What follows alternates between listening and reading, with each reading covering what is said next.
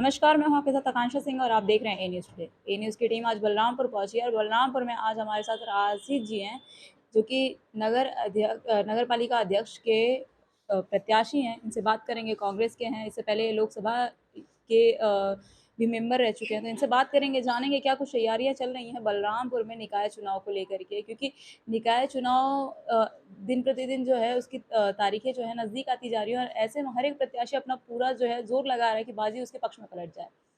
पहले तो आपका ए न्यूज़ में बहुत-बहुत स्वागत है राशिद जी। बहुत बहुत शुक्रिया। क्या कुछ तैयारियां चल रही हैं कांग्रेस की बलरामपुर में निकाय चुनाव को लेकर के? चूँकि आप अध्यक्ष प्रत्याशी हैं कांग्रेस से, क्या कुछ तैयारियां चल रही हैं आपकी? देखिए, मेरी पत्नी यहाँ कांग्रेस पार्टी के तरफ से प्रत्याशी घोषित हुई हैं। मैं 2007 से कांग्रेस में रहा हूँ। मैं यूथ कांग्रेस का प्रेसिडेंट रहा हूँ, लोकसभा श्रावस्ती का। मेरी पत्नी इस बार कॉन्टेस्ट कर रही हैं। मैं 7 महीने से लगातार जनता के बीच में अपने घोषणा पत्र के माध्यम से बलरामपुर की छोटी-छोटी सुविधाओं के लिए, ज़रूरतों के लिए, जो मैंने अपने 7 महीने के दौर में लोगों के बीच चौपाल लगाने में, छोटी-छोटी नुक्कड़ सभाओं के माध्यम से मैंने एक समस्याओं का लिस्ट तैयार किया। मैंने उसी को घोषणा पत्र का नाम दे दिया और उसी को लेकर जनता के बीच में जाने लगा और जनता का अपार समर्थन मिल रहा है। और जो पहले मेरी ऑनलाइन दाखिल खारिज, परिवार रजिस्टर, जन्म प्रमाण पत्र, मृत्यु प्रमाण पत्र का मजाक उड़ाते थे, आज वही लोग अपने मैनिफेस्टो में इन्हीं सब बातों को लेके जनता के बीच में प्रचार करने लगे हैं। ये निश्चित रूप से जनता की और हमारी जीत का एक सिंबल है। इसका मतलब ये है कि जब निकाय चुनाव की तारीखों का ऐलान भी नहीं हुआ था, कन्फर्म ही नहीं था कि इलेक्शन कब होना है, उससे पहले से ही आप अपना घोषणा पत्र तैयार कर चुके थे और आप मुद्दे जो थे आपके वो तैयार हो चुके थे कि बलरामपुर में किन मुद्दों पर जनता की जो सुरक्षा को लेकर के मुद्दे हैं, जनता की जो फैसिलिटीज़ चाहिए वो सारे मुद्दे आप डिसाइड कर चुके थे। जी बिल्कुल। जब मैंने चुनाव लड़ने का फैसला किया, तो चुनाव किन मुद्दों पे लड़ा जाए, जनता के बीच में कनेक्टिविटी कैसे बनाई जाए, लोग मेरी बात सुने। क्योंकि देखिए, चुनाव तो लगभग सभी पार्टियां लड़ रही हैं, लोकतांत्रिक देश है, हर आदमी चुनाव लड़ सकता है। मगर मुझे लगता था कि चुनाव लड़ने वाला जितना स्वतंत्र है, ऐसे ही उसकी नैतिक जिम्मेदारी है कि वो जनता के बीच में बिना जनता के मुद्दों के न जाए। अभी तक बलरामपुर का चुनाव सेटिंग गेटिंग से होता था, बिरादरी और धर्म के नाम पे होता था। पहली बार जनता ने ये देखा, मेरी स्पीचेस देखी, मेरे घोषणा पत्र देखे, उन्होंने कहा कि क्या विधानसभा और लोकसभा जैसा नगर पालिका का चुनाव भी हो सकता है। और आज उसी का प्रभाव है कि बड़े बड़े दिग्गज, बड़ी बड़ी पार्टियां सिर्फ जनता के मुद्दों की बात कर रही हैं। मैं जनता के मुद्दों के साथ साथ जो भी हमारे प्रदेश सरकार द्वारा जो राष्ट्रीय योजनाएं थी, जैसे आयुष्मान कार्ड दाखिल, वो बनाना था, वृद्धा पेंशन, विधवा पेंशन, आधार कार्ड में तमाम करेक्शन थे, जागरूकता नहीं थी, आधार कार्ड लोग नहीं बनवा रहे थे। मैंने इसके लिए भी अपने जन सहायता पटल के माध्यम से लगातार 7 महीने, और मैं धन्यवाद दूंगा जब बलरामपुर के सम्मानित प्रशासन का, जिन्होंने मेरे ऊपर हुई शिकायतों के बावजूद उन्होंने मुझे काम करने में खूब सहयोग किया। स्पेशली थैंक्स करूंगा स्वास्थ्य विभाग का, उनकी पूरी टीम मेरे सहयोग में रही। मैंने कम से कम 1000 परिवार का आयुष्मान कार्ड, आधार कार्ड, वृद्धा पेंशन, विधवा पेंशन, सेकंड थर्ड किस्त जो लोगों की फंसी हुई थी, भ्रष्टाचार के उसमें मतलब भेंट चढ़ी हुई थी, मैंने उन सबको निकलवाने का कार्य किया। तो अगर ये सब आप किए, इन मुद्दों पे अगर आप खड़े रहे, तो जो यहाँ के मौजूदा जो अध्यक्ष थे, वो क्या कर रहे थे? वो कहाँ पर थे? वो क्षेत्र की जनता की समस्याओं का समाधान नहीं निकालने की कोशिश कर रहे थे क्या? देखिए, जिस परिस्थितियों में वो चुनाव लड़ के चेयरमैन बने, उन्होंने ये जाना कि बलरामपुर में गूंगे बहरे तरीके से चुनाव होता है। यहाँ पे चुनाव का आपको मैं, क्योंकि आप लखनऊ से हैं तो मैं आपको बता दूं, यहाँ चुनाव लड़ने का जो पैटर्न था वो ये था कि शाम को आप 200-300 लोगों को इकट्ठा कर लीजिए और जिंदाबाद मुर्दाबाद करिए। जिसके ज्यादा समर्थक होंगे उसकी हवा है। अब वो चाहे जैसे हो, चाहे वो बाहर से आए हो, लखनऊ से आए हो, कानपुर से आए हो, देहातों से आए हो, कोई नहीं देखता था। दूसरा, चाय की दुकानों पे जिसकी चाय ज्यादा पी गई, शाम को हिसाब होता था कि सपा की चाय कितनी पी गई, 60 चाय, और बसपा वाले हमने तो 70 पिलाई, अरे तुम जल्दी करो, तुम्हें 80 कल पिलाना है। इससे नगर पालिका का चुनाव होता था। मैंने कहा, अरे मेरी आज कह रहे हैं कि बहनें सबसे ज्यादा महिलाएं मेरे कैंपेनिंग में मेरे साथ तो चलती अगर ऐसे चुनाव होता है तो आप कितनी चाय पिला लेते हैं अपना शाम होते होते, अपने जितने भी आपके साथ सहयोगी रहते हैं, आपके जो कार्यकर्ता हैं, कितने चाय पिला लेते हैं आप चाय की दुकान पे? हैं। अब ये आप मानिए कि बहुत बहुत जनता का धन्यवाद, जिस चाय की दुकान पे पहुंचता हूं चाय वाला फ्री चाय पिलाता है।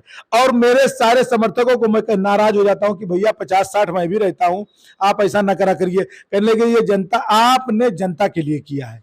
और हम लोग ये मानते हैं कि ऐसा नेता बलरामपुर को मिलना चाहिए जो जनता के बीच में जनता के मुद्दों के साथ है। हम लोग आपको चाय पिलाएंगे।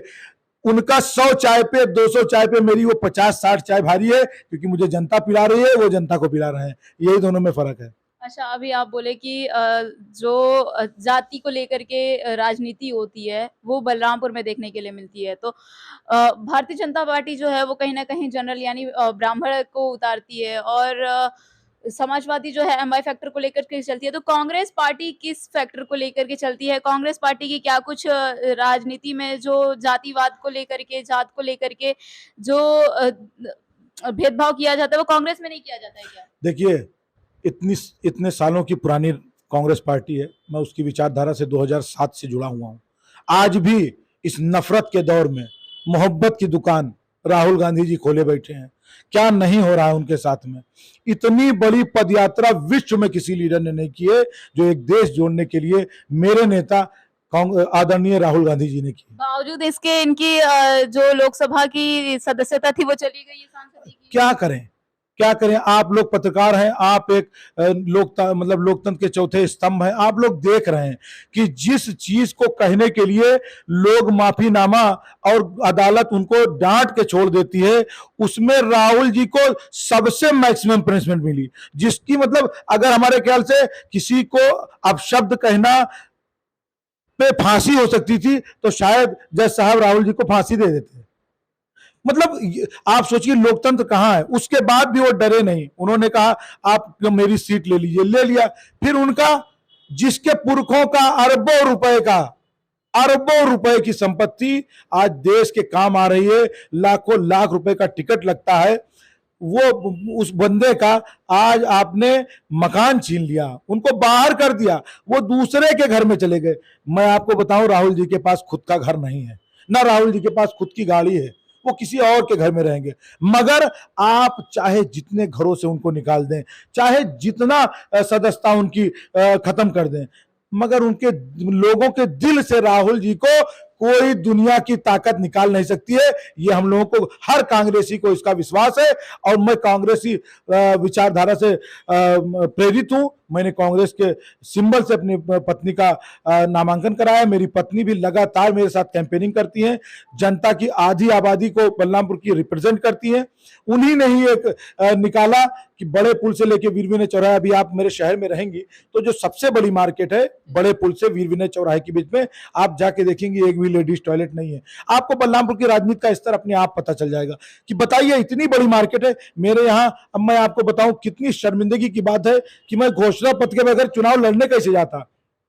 मेरे यहाँ अगर मेरे किसी बहन की, किसी माँ की अगर किसी को टॉयलेट की हाजत या लग जाए तो आप जानती हैं किस तरीके से बाजार में टॉयलेट होता है, या वो कैसे उनकी हाजत पूरी होती है। 4 औरतें किनारे गोला बना के खड़ी होती हैं और वो बैठ के करती हैं।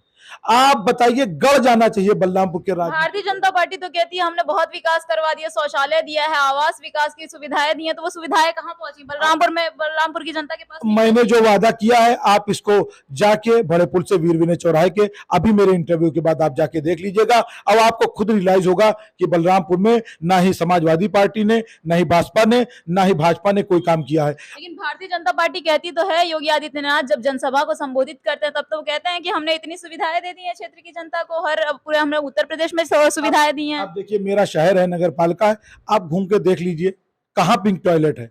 आप पूरा शहर घूम के देख लीजिए कहां पे पिंक टॉयलेट है। मेरे सबसे बड़े मार्केट में मैं बता रहा हूं जहां पे 10, 20, 50, 100 औरतें एनी टाइम आपको हर दुकानों पे भरी मिलेंगी। आप बताइए, वहां जाके देखिए। फिर मैंने कहा सेल्फी पॉइंट, ये सेल्फी पॉइंट करोड़ 2 करोड़ का काम नहीं है। ये सेल्फी पॉइंट है सिर्फ इच्छा शक्ति का, कि इनको लगता ही नहीं है कि ये सब चीजें जरूरी है। जिम जरूरी है, लाइब्रेरी जरूरी है, सेल्फी पॉइंट जरूरी है। तो एक आपका क्या कुछ मुद्दा रहेगा, क्योंकि मैंने आप भी मैंने एक अध्यक्ष हैं और आपको पूरे बलरामपुर की जनता का, क्योंकि आप सभासद नहीं हैं, आप अध्यक्ष प्रत्याशी हैं, पूरे आपको बलरामपुर की जनता का सोचना है, तो आप किन मुद्दों पर खड़े हुए हैं? आपका मुद्दा क्या है? देखिए, मैंने 19 सूत्रीय घोषणा पत्र, जैसे मैंने पहले भी बताया, मैं मुद्दों के साथ जा रहा हूं। सबसे पहले मैं भ्रष्टाचार खत्म हो, इसके लिए मैंने ऑनलाइन, अभी तक यहाँ राजा, यहाँ नगर पिता कहा जाता था। जब मेरे यहाँ 15 साल 20 साल से चुनाव हो रहा है, तो आप पूछती तो कहते कि नगर पिता का चुनाव है। जब मैं लड़ने आया, मैंने अपने पोस्टर में लिखा नगर सेवक का, नगर पिता नहीं। और ये पिता एक कॉन्सेप्ट है। अब आपको मैं नगर पिता होता क्या है? नगर पिता ऐसा होता है कि जैसे हमारे पापा, मुझे साइकिल चाहिए, पापा मुझे साइकिल चाहिए, अच्छा बेटा ले लो। पापा मुझे 10 रुपया चाहिए, मुझे टॉफी खानी है, बेटा ले लो। पापा मुझे आइसक्रीम चाहिए, ले लो। ऐसे यहाँ एक कॉन्सेप्ट, मजा की बात सुनिए। आपके दरवाजे पे लाइट खराब हो गई है, आप चेयरमैन साहब के घर जाइए, पापा हमें लाइट बदलवा दीजिए, बदल जाएगा। पापा कूड़ा नहीं उठ रहा है, उठ जाएगा। पापा चूना चाहिए, बहन बेटी की शादी है, पानी बुक कराना है, दाखिल खारिज कराना है, परिवार रजिस्टर बनवाना है, सबके लिए अपने पिताजी के पास आप जाइए। मैंने कहा मैं नगर सेवक हूं, हर चीज के लिए हेल्पलाइन नंबर रहेगा। दिल्ली में बैठा बेटा अपने माँ बाप के लिए, दरवाजे पे लाइट खराब होगा, ओल्ड एज माँ बाप का, वहां बैठा वो पढ़ने वाला, नौकरी करने वाला बेटा मेरे हेल्पलाइन नंबर पे फोन करेगा, और उसके माँ बाप बिना किसी रसूख वाले के घर जाए, उनके दरवाजे की लाइट बदल जाएगी। ये व्यवस्था मैं करने आया हूँ। अच्छा, आप लोकसभा के मेंबर भी रहे हैं। लोकसभा यूथ कांग्रेस का लोकसभा यूथ कांग्रेस के आप मेंबर भी रहे हैं। राहुल गांधी ने एक आरोप लगाया था कि उनका पार्लियामेंट में जो माइक है वो म्यूट कर दिया जाता है। उसमें कितनी सच्चाई है और आपको क्या लगता है कि एक्चुअल में ऐसा किया जाता है? बिल्कुल। अरे उनका और कारण क्या है हाँ, इसका? उनको म्यूट किया जाता है, पूरा पूरा लोकसभा म्यूट कर दिया जाता है। आप नहीं देख रही कारण? कारण विपक्ष की आवाज। राहुल जी क्या कर रहे हैं? राहुल जी सिर्फ ये कह रहे हैं कि भैया जो भी पैसा रक्षा क्षेत्र में अडानी जी का लग गया, उसके बारे में बता दीजिए। क्यों लग गया, किन परिस्थितियों में लग गया? इतनी बुरी तरीके से शेयर मार्केट गिरा और अडानी जी के शेयर गिर गए, कैसे गिर गए, किन हालातों पे? इस पे खुली चर्चा हो जाए। जेपीसी की मांग कर दी उन्होंने, ज्वाइंट पार्लियामेंट्री बोर्ड की मांग कर दी। क्या उन्होंने गुनाह कर दिया? ये सब लोकतंत्र में मेरे व्यवस्थाएं हैं, आप उसको क्यों नहीं मान रहे हैं? आप उठा के जो सदस्य बोलता है आप उसकी सदस्यता खत्म कर देते हैं। ये लोकतंत्र है। आपका विपक्ष हेल्दी नहीं रहेगा तो पक्ष मजबूती से काम कैसे करेगा? जब मेरे यहां कांग्रेस ने पहली बार सरकार बनाई थी, तो उन्होंने क्या किया था कि विपक्ष से श्यामा प्रसाद मुखर्जी को बुलाया, कहा आप संभालिए। अटल जी को बुलाया, क्योंकि विपक्ष हेल्दी नहीं रहेगा तो पक्ष निरंकुश हो जाएगा। आज देखिए निरंकुश है। अच्छा, प्रियंका जी एक नारा लेकर के उतरी थी जब उत्तर प्रदेश में पिछली बार विधानसभा चुनाव में, लड़की हूँ लड़ सकती हूँ। तो ये कहा जा सकता है कि क्योंकि आपकी वाइफ जो हैं, आप उनको जो इलेक्शन लड़वा रहे हैं, कितना कोऑपरेट कर रही हैं, जैसे कि आपने बताया कि वो डोर टू डोर कैंपेनिंग भी कर रही हैं, और ये कहीं न कहीं प्रियंका गांधी के जो ये नारा है लड़की हूँ लड़ सकती हूँ, उसका असर है या कोई और रीज़न है? नहीं, देखिए, मेरी वाइफ बलरामपुर के जितने भी प्रत्याशी हैं, भाजपा प्रत्याशी हाई स्कूल पास, ऐसे कोई इंटर पास, और बसपा प्रत्याशी तो पढ़े लिखे नहीं है। मेरी पत्नी ऐसी है जो पोस्ट ग्रेजुएट है राजनीति शास्त्र से, तो सबसे पढ़ी लिखी शिक्षित महिला है, जनता के बीच में जाती है, बनी रहती है। अब प्रेरणा तो प्रियंका जी ही हैं। जब उन्होंने कहा कि लड़की हूं लड़ सकती हूं, तो ये तो प्रेरणा बन गई। अब मुझे भी बल मिला, और मेरी जो मतलब महिला विंग है, जो सबसे मजबूत मेरे साथ कंधे से कंधा मिला के चलती हैं, मेरी बहनें, मेरी माएँ, उन्होंने भी कहा कि आप क्षेत्र में रहिएगा, आप बिना प्रतिनिधि बने नगर सेवक बन के क्षेत्र में काम करिएगा, जनता के बीच में बने रहिएगा। और मेरी पत्नी चेयरमैन बन के उस चेयर पर दायित्व निभाएगी, परमानेंट ऑफिस में मिलेगी, पढ़ी लिखी महिला है, बजट पे काम करेगी, क्षेत्र के विकास के लिए काम करेगी, वो टेबल से वर्क करेगी, मैं फील्ड में वर्क करूंगा। ये कॉन्सेप्ट के साथ हम लोग जनता के बीच में गए हैं।